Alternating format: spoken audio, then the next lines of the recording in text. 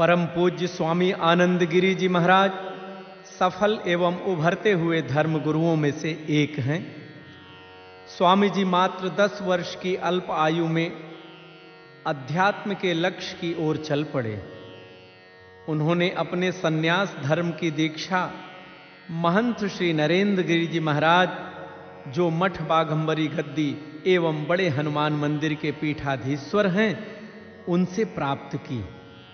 स्वामी जी वर्तमान में पूज्य सद्गुरु के सानिध्य में बड़े हनुमान मंदिर एवं मठ बाघंबरी गद्दी की सेवा में रत हैं और समय समय पर पूज्य गुरुदेव के निर्देश पर देश एवं विदेश में जाकर सनातन धर्म का प्रचार प्रसार करते रहते हैं।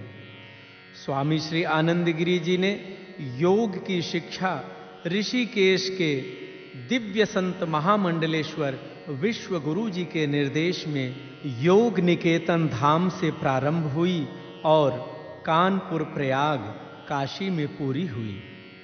स्वामी जी ने आध्यात्मिक जीवन की शिक्षा के साथ साथ सांसारिक शिक्षा भी प्राप्त की। स्वामी जी संस्कृत में व्याकरण और वेद दर्शन के प्रख्यात योगी माने जाते हैं। स्वामी जी का प्रमुख उद्देश्य सनातन धर्म का पूरे विश्व में प्रचार प्रसार करना है। स्वामी जी भगवान शंकर के अनन्य भक्त हैं। वे कैलाश मानसरोवर की यात्रा करते रहते हैं। स्वामी जी का उद्देश्य है कि कैलाश मानसरोवर भगवान शंकर का वास है। हम सभी भक्तगणों को ले जाकर के भगवान भोलेनाथ का दिव्य दर्शन कराते रहे। स्वामी जी शिव महापुराण, राम कथा, श्रीमद् भागवत कथा के बहुत ही दिव्य वक्ता हैं। स्वामी आनंद गिरी जी महाराज मठ बाघंबरी गद्दी एवं लेटे हुए हनुमान जी तीर्थराज प्रयाग के उत्तराधिकारी हैं। स्वामी आनंद गिरी जी महाराज को हम सभी भक्त कोटि कोटि नमन करते हैं। ओम नमः शिवाय।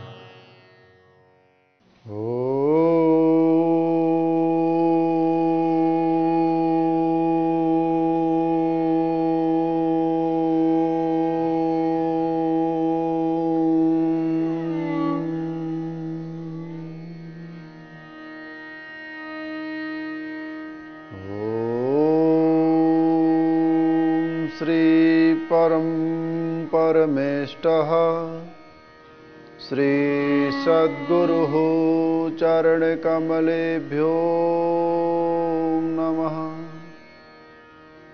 ॐ श्रीमन्महागणाधिपते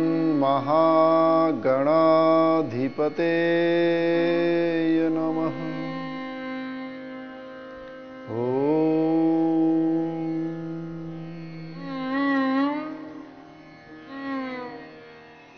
देवादिदेव महादेव भगवान आशुतोष कैलाशपति की इस दिव्य यात्रा को करने के लिए हम तैयार हैं। भगवान शिव सहज रूप में जीवात्मा को मुक्ति प्रदान करते हैं। कहा जाता है कि चराचर जगत के अगर कोई स्वामी है और जिसके ऊपर किसी का आधिपत्य है तो भगवान शिव है। इसलिए चाहे देव हो, दानव हो, यक्ष हो, गंधर्व हो, किन्नर हो, मानव हो या फिर किसी भी वर्ण और जाति में विद्यमान स्थापित जीवात्मा हो, भगवान शिव की कृपा से ही संसार में चलती है। यात्राएं तो अनेक हैं जिन्हें हम कर सकते हैं, परंतु कैलाश की यात्रा ही क्यों? कैसे की जाए यात्रा और कब की जाए यात्रा, किनके साथ की जाए यात्रा, इसके औचित्य को जानते हुए परम मंगलमय, परम कल्याणकारी भगवान शिव आशुतोष की यात्रा देवादिदेव महादेव भूत पावन है, भोले भंडारी है, नग्न रहने वाले हैं। कवि नारद जी ने मां भगवती पार्वती को आशीष दिया था कि इनका पति ऐसा होगा नग्न अमंगल वेश, जो अकाम मन होगा, नग्न रहने वाला होगा, जोगी जटिल अकाम मन, नगन अमंगल वेश। अस स्वामी बरही, उमापति महेश। भगवती मां पार्वती को 3 वर्ष की अवस्था में भगवान श्री नारद जी ये आशीष देते हैं कि इसका पति ऐसा होगा जो योगी होगा, जटिल होगा, अकाम मन होगा और नग्न रहने वाला होगा। देवादिदेव महादेव कैसे हैं और किन रूपों में अपने भक्तों पर अपनी कृपा को बरसाते हैं, चाहे वो अमरनाथ हो, चाहे वो तुंगनाथ हो, वो रुद्रनाथ हो, वो कल्पेश्वर हो, वो मदमहेश्वर हो, वो सोमेश्वर हो, वो सोमनाथ हो, मल्लिकार्जुन हो। जिन भी रूपों में परमात्मा शिव निवास करते हैं, ऐसा लगता है कि शिव स्वयं अपने भक्तों के कल्याण के लिए ही धरा पे आते हैं। देवादिदेव महादेव की ये परम मंगलमयी आनंदकारी जो यात्रा है ना, ये सहजी जीवन को धन्य करने वाली है। सनातन संस्कृति में जीवन में एक बार यात्रा का होना नितांत आवश्यक है कि एक बार हम कैलाश की यात्रा को करें, जिस कैलाश पे जाने से सहज ही सारे पाप और पुण्य का कर्म पूर्ण होता है, जीवन का उद्गम प्रारंभ होता है, जीवन में आध्यात्मिक वृक्ष की प्राप्ति होती है, उत्पत्ति होती है और जीवात्मा संसार के कर्म करते करते दिव्य धाम कैलाश की ओर अग्रसर होती है। जब हम यात्रा करते हैं तो किन विषयों पर हम विशेष करके ध्यान रखते हैं, वो विषय क्या है? कहा जाता है कि संसार में रहते हुए अगर हम यात्रा करें, पुण्य स्थान पर जाएं, पवित्र स्थान पर जाए और वहां जाने के बाद अगर हमारी मनोदशा परिवर्तित हो जाए तो उसका सीधा सीधा असर कहां पड़ता है, क्या असर डालती है यात्रा हमारे जीवन पे? अन्य क्षेत्रे कृतं पापम पुण्य क्षेत्रे विनश्यति, पुण्य क्षेत्रे कृत पापम वज्रलेपो भविष्यति। अन्य क्षेत्र में किए हुए पाप पुण्य क्षेत्र में समन हो जाते हैं। तीर्थों में जाने से पापों का समन होता है, परंतु अगर पुण्य क्षेत्र में पाप हो जाए तो उनका समन नहीं हो सकता, वो वज्र के समान पाषाण हो जाते हैं और जन्म जन्मांतर तक हमारे साथ उनका बंधन बन जाता है। जब तक कर्मदंड के भोग से उन्हें भोग ना ले तब तक वो पाप हमारे साथ पाषाण बन के रहते हैं। इसीलिए कहते हैं कि यात्रा जीवन में चाहे कम हो परंतु यात्राएं सात्विक हो, सदाचारी हो। व्यक्ति ये सोचे कि हम यात्रा के दौरान में शराब भी पी सकते हैं, मांस भी खा सकते हैं और भगवान की पूजा भी कर सकते हैं, तो ये संभव नहीं है। इसलिए संत समागम हरि कथा तुलसी दुर्लभ दोई, बाबा गोस्वामी जी बड़े प्यार से कह रहे हैं, संतों के सानिध्य में जाओ, आचार्यों की शरणागति में जाओ, जहां वेद पाठी ब्राह्मण आपके साथ चलने वाला हो, जहां पर महात्मा आपके अग्रज बनकर के चलने वाले हो। ऐसी यात्रा के अंदर में मन, क्रम और वचन से सहज व्यक्ति यात्रा में सात्विक रहते हुए, धार्मिक रहते हुए, आध्यात्मिक रहते हुए इस यात्रा को पूर्ण करता है। ऐसी ही दिव्य इस कैलाश की यात्रा को हम प्रारंभ करते हैं, जो सहज हमारे जीवन को धन्य बनाएगी, कृतकृतार्थ करेगी। कभी किसी जमाने में इस कैलाश की यात्रा को करने में बहुत कठिन परिश्रम करना पड़ता था। हिमालय की उस बहुत विशाल कंदरा को पार करने के पश्चात कहीं कैलाश के मार्ग की ओर हम प्रशस्त होते थे। हरिद्वार गंगा द्वार से प्रारंभ होकर के ऋषिकेश और केदारनाथ की तलेटी से होते हुए महात्मा उस यात्रा को करते थे, जहां तुंगनाथ, रुद्रनाथ, कल्पेश्वर, मदमहेश्वर और केदारनाथ की पहाड़ियों को पार करने के पश्चात नंदा पीक, भागीरथ पीक, सतोपंत की स्वर्गारोहण की सीढ़ियों को पार करने के पश्चात कहीं प्रारंभ होता था सुमेरु पर्वत और चौखंबा के उस पार जाकर के कहीं कैलाश की दर्शन होने का सौभाग्य मिलता था। परंतु कली काल में परमात्मा ने इसे बड़ा सरल कर दिया है। इसलिए कलयुग के लिए बाबा गोस्वामी जी कहते हैं, कलयुग केवल नाम अधारा, सुमिर सुमिर जग उतरे ही पारा। कलयुग केवल नाम स्मरण मात्र से परमात्मा की प्राप्ति होती है। इसलिए कलिकाल की विशेषता है कि कलिकाल ने बहुत कुछ आसान कर दिया है, परंतु मन को अस्थिर कर दिया, मन बहुत चंचल हो गया। इसलिए पुण्य क्षेत्र पे जा तो सकते हैं आसानी से, परंतु पुण्य क्षेत्र पे जाने के पश्चात क्या करना चाहिए इस विषय का ज्ञान नहीं होने के कारण ये हमारे पापाचार में तब्दील हो जाता है। हम कैलाश पे जाएं और लोग पूछे कि आपने वहां क्या किया, साहब हमने फोटो बहुत खींचे, हमने वहां की बहुत अच्छी वैली को देखा, हमने वहां के बहुत अच्छे दृश्य को देखा। इसका औचित्य यात्रा से नहीं है। यात्रा दो होती है, मन की यात्रा धन से पूर्ण होती है और तन की यात्रा परिक्रमा से पूर्ण होती है। जब व्यक्ति मानसिक रूप से कोई पाप करता है तो उसको धोने के लिए, उसके उत्थान के लिए व्यक्ति तीर्थों में जाकर के ब्राह्मणों को भोजन कराता है, गायों की सेवा करता है, गरीब की सेवा करता है, तो उसके मानसिक पाप से उसको मुक्ति मिलती है। परंतु शरीर के द्वारा अगर कोई पाप हो तो उसके लिए प्रायश्चित कर्म में कहा गया है परिक्रमा, पैदल चल करके, एकांत में तीर्थ में बैठ करके, संतों के सानिध्य में एकांत में ध्यानावस्था में बैठ करके सदाशिव के वास्तविक स्वरूप का आनंद लेना, वास्तविक स्वरूप का ध्यान करना और सहज इस आत्मा को उस परमात्मा के वास्तविक रूप से मिलाना, यह है वास्तविक यात्रा। और यह कैलाश की यात्रा निसंदेही आपको उस परम पवित्र यात्रा की ओर जोड़ेगी जो जीवन की बहुत महत्वपूर्ण और सबसे अत्यधिक वास्तविक रूप से जरूरी यात्रा है। उस यात्रा की ओर आपको यह मोड़ेगी। अब कैलाश जाना बड़ा सरल हो गया है। दिल्ली से हम निकलते हैं तो काठमांडू की ओर बढ़ते हैं। चलिए प्रारंभ करते हैं भारत की राजधानी और भारत का हृदय इंद्रप्रस्थ यानी दिल्ली से।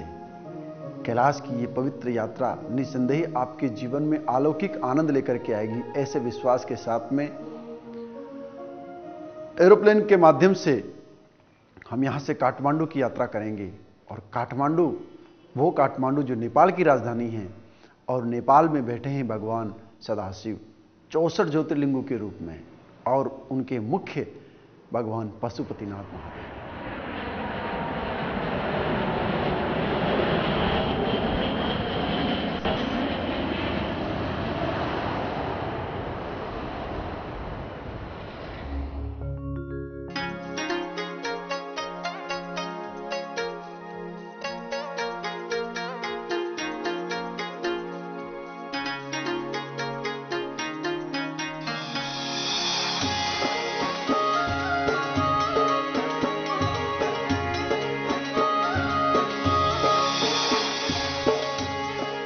जिस प्रकार से भारत में 12 ज्योतिर्लिंगों की महत्वता, ऐसे नेपाल में 64 ज्योतिर्लिंगों की महत्वता है।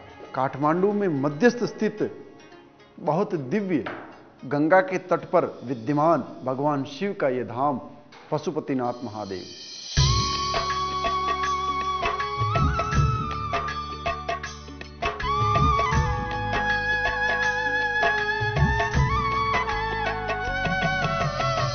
भक्तजनों, आइए स्वामी आनंद गिरी जी महाराज के साथ कैलाश मानसरोवर की यात्रा कर भगवान भोलेनाथ का दिव्य दर्शन करते हैं।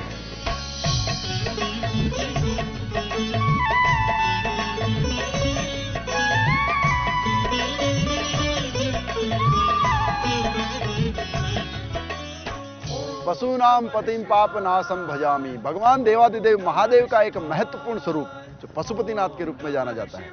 कहते हैं कि सारे जगत के, चराचर जगत के पिता के रूप में पशुपति को माना जाता है। तो हम खड़े हैं पशुपतिनाथ के दरवाजे के ठीक सामने।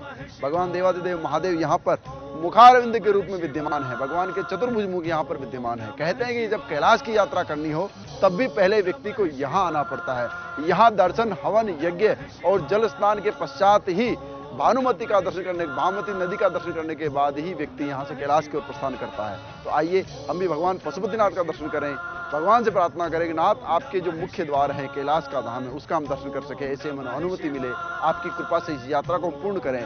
ऐसी मंगल कामनाओं के साथ, ऐसी मंगल इच्छाओं के साथ में भगवान पशुपति को मनाते हैं। ओम नमः शिवाय, ओम नमः शिवाय, ओम नमः शिवाय।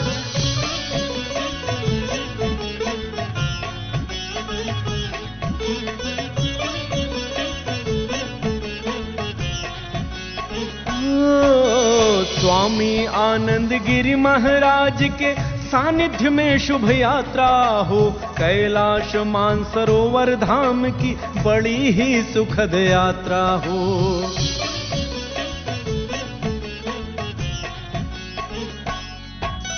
स्वामी जी के मार्गदर्शन में कथा प्रवचन का लाभ मिले, ऐसा लगे शिव शंकर भोले साथ साथ भक्तों के चले। स्वामी आनंद गिरि महाराज जी हो, स्वामी आनंद। भारतीय संस्कृति में अग्नि और लकड़ी का बहुत महत्व योगदान है। जीते लकड़ी, मरते लकड़ी, देख तमाशा लकड़ी का। अलौकिक और अद्भुत संस्कृति में जब हम अंतिम संस्कार करते हैं तभी अग्नि का सहारा लेते हैं, और विवाह संस्कार करते हैं तभी अग्नि का सहारा लेते हैं, गृह प्रवेश करते हैं तभी अग्नि का सहारा लेते हैं। वेद कहते हैं कि अग्नि मिले पुरोहितः, ऋग्वेद का पहला मंत्र है और वेदों में पहला वेद ऋग्वेद माना जाता है। कहा जाता है कि अग्नि के बिना सनातन संस्कृति अधूरी है। हमें कुछ भी चाहिए तो भगवान अग्निदेव से स्वाहाकार के अनुरूप में मानना पड़ता है, और उसी रूप में अनुचित और उचित मूल्य अग्नि से मिलता है। इसीलिए नेपाल में खास करके हम यहाँ जब पशुपतिनाथ मंदिर के बाहर देख रहे हैं तो यहाँ पे पल पल पे माताएं, भाई, बच्चे, बहनें सब भगवान अग्निदेव को प्रसन्न करती है। कहते हैं कि जिससे इनके सुहाग की रक्षा होती है, घर में सुख शांति आती है, और अगर कोई इच्छा मन में हो तो वो पूरी होती है। इसलिए अग्नि की विशेषता मानी गई है। अंतर मन शिव नाम जाप कर भक्ति से शीश झुकाता है, हाथ उठाकर श्रद्धा से शिव की जयकार लगाता है। दर्शन कर कैलाश धाम का हो, दर्शन कर कैलाश धाम का धन्य धन्य हो जाते हैं। दिव्य धाम कैलाश धाम शिव धाम की महिमा गाते हैं। दिव्य धाम कैलाश धाम शिव धाम की महिमा गाते हैं। शिव महादेव की जय हो, कैलाश धाम की जय हो। शिव महादेव की जय हो, कैलाश धाम की जय हो।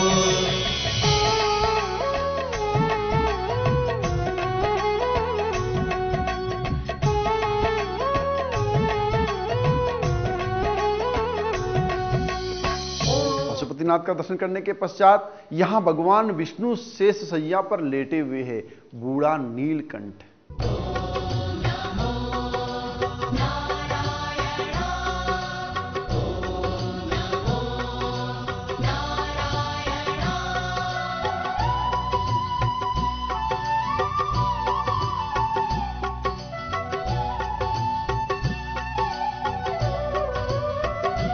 श्रीमन्नारायण नारायण हरि हरि। ऐसे नीलकंठ भगवान देवादिदेव महादेव के सानिध्य में लेटे भगवान विष्णु, जिनका हम दर्शन करते हैं। और कहा जाता है कि शिव के धाम पे जाने के लिए राम की अनुमति आवश्यक है, और राम के धाम पे जाने के लिए भगवान शिव की अनुमति आवश्यक है। बिना हनुमान जी की आज्ञा के कोई राम के दरवाजे पर नहीं जा सकता। ऐसे ही कैलाश जाने के लिए भगवान विष्णु के इस रूप का दर्शन करना अत्यंत आवश्यक है।